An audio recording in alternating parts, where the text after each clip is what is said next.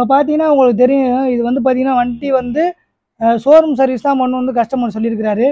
So கிட்டத்தட்ட வந்து நான் கழட்டின அத்தனை ஹோண்டா டியோவுமே சரி இதே கண்டிஷன் தான் உள்ளே இருக்குது.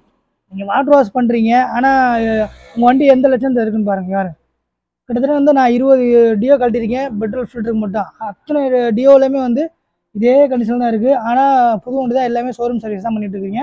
ஸோ உங்களுக்கு நான் சொல்கிற போயின்னா நீங்களே வந்து உங்கள் டியோ வந்து பெட்ரோல் ஃபில்டர் கழட்டும் போது பாருங்கள், இந்த டிக்கியை கழட்டிட்டு பாருங்கள் உள்ளே எந்த அளவுக்கு டஸ்ட் இருக்குன்னு.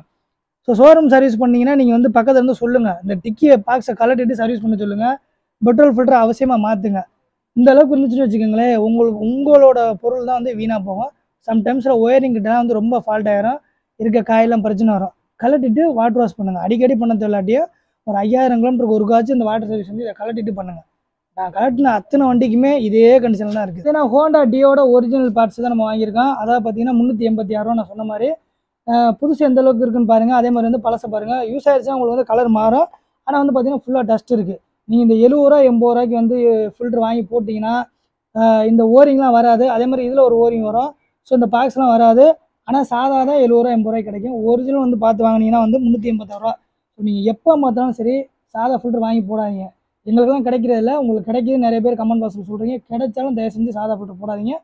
ஹோண்டாவோட ஒரிஜினல் ஸ்பேர்ஸ் மட்டும் போடுங்க. அதான் உங்களுக்கு வந்து லைஃப் வரும். குறைஞ்சது ஒரு 15,000 20,000 கிலோமீட்டர் ஓடும்.